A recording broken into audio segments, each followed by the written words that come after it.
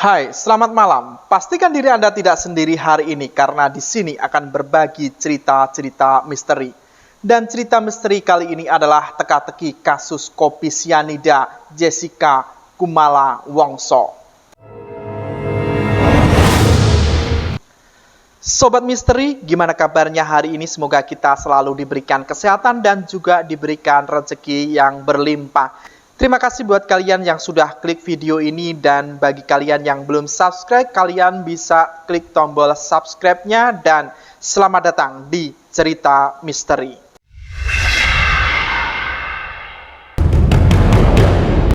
Lima tahun lalu, tepat 6 Januari 2016, Wayan Mirna Salihin meninggal dunia usai menyeruput kopi yang ternyata berisi racun sianida. Misteri kopi sianida ini sempat menjadi perhatian publik dan menggemparkan media massa kala itu.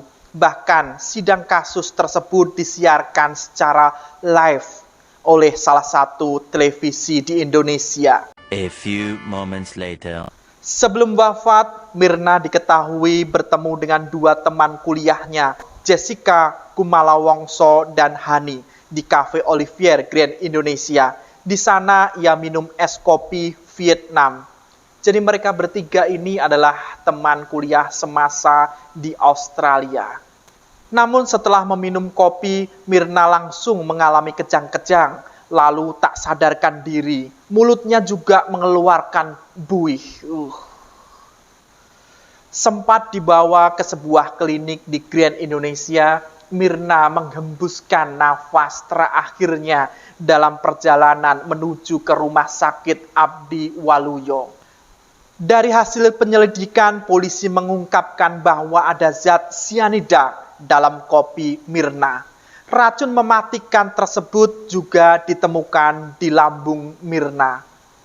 Setelah diperiksa, ternyata ada sekitar 3,75 mg sianida dalam tubuh Mirna.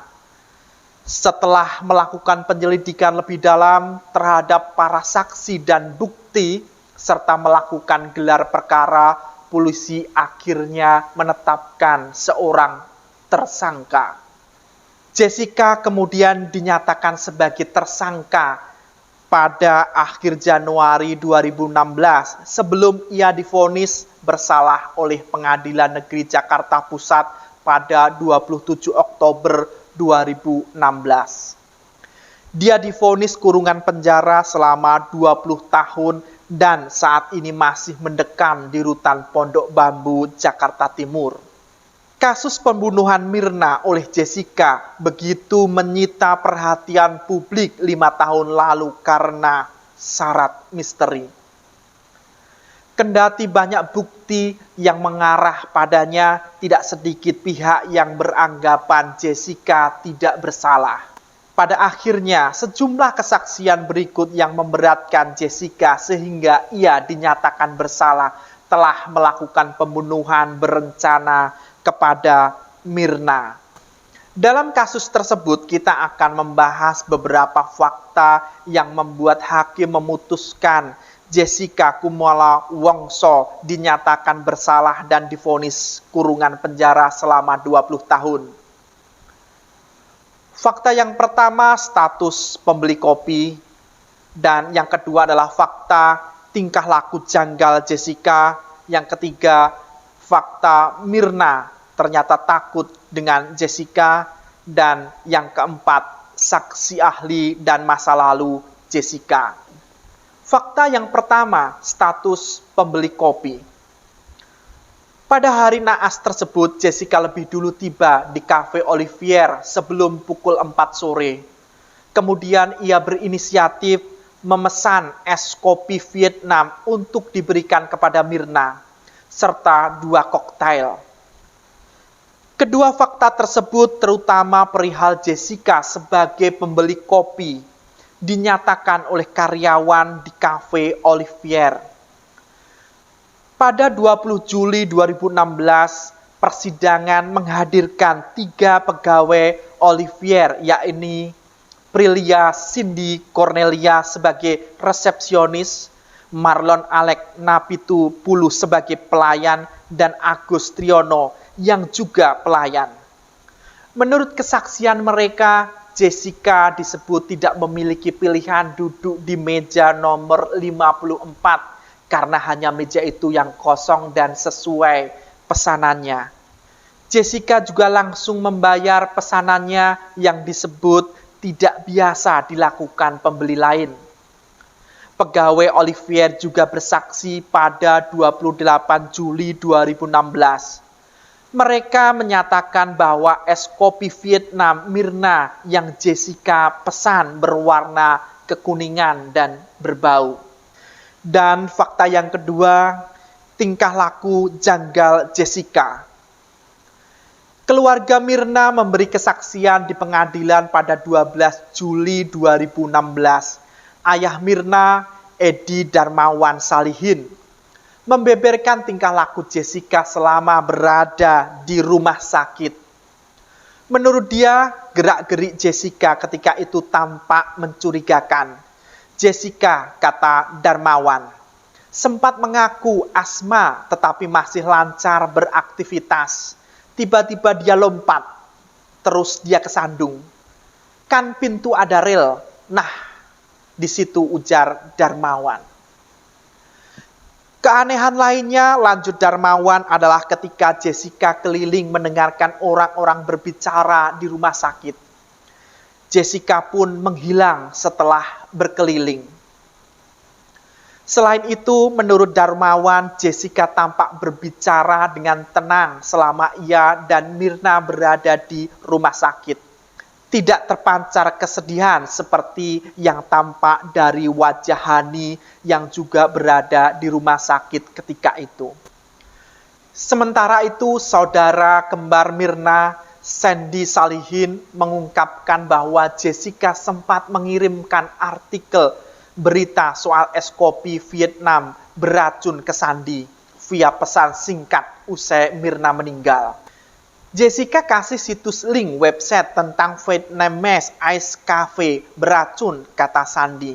Dalam link artikel tersebut, kata Sandy, ada kasus kopi Vietnam beracun di negara asalnya. Sandy pun merasa Jessica mengarahkannya untuk beranggapan bahwa kopi Vietnam menjadi penyebab kematian Myrna.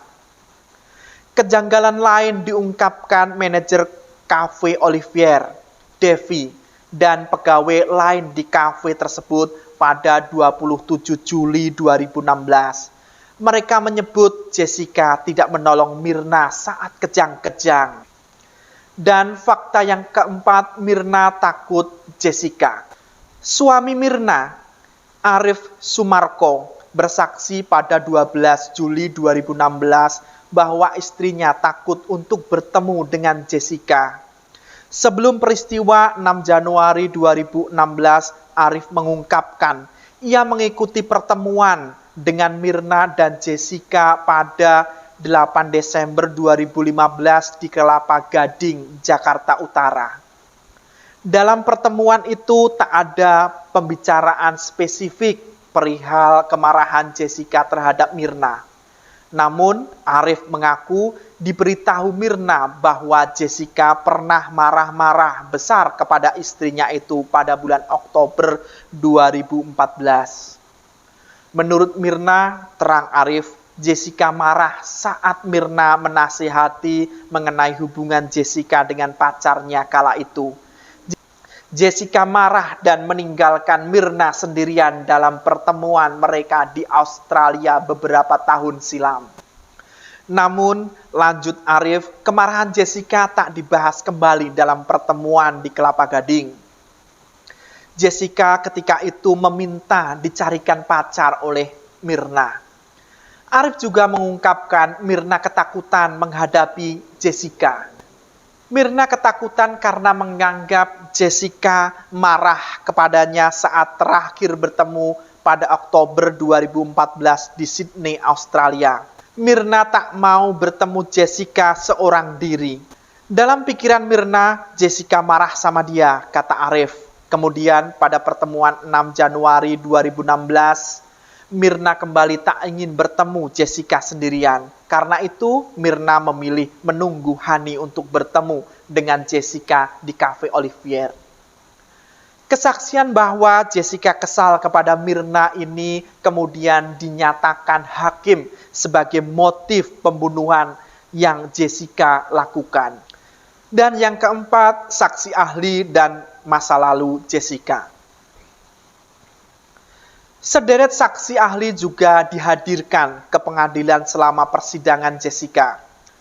Pada 10 Agustus dari rekaman CCTV Olivier, ahli digital forensik AKBP Muhammad Nuh Al-Azhar dan Christopher Hariman Rianto melihat Jessica menggaruk tangannya beberapa kali dan tampak celingak-celinguk. Dan kita lihat cuplikan dari CCTV-nya.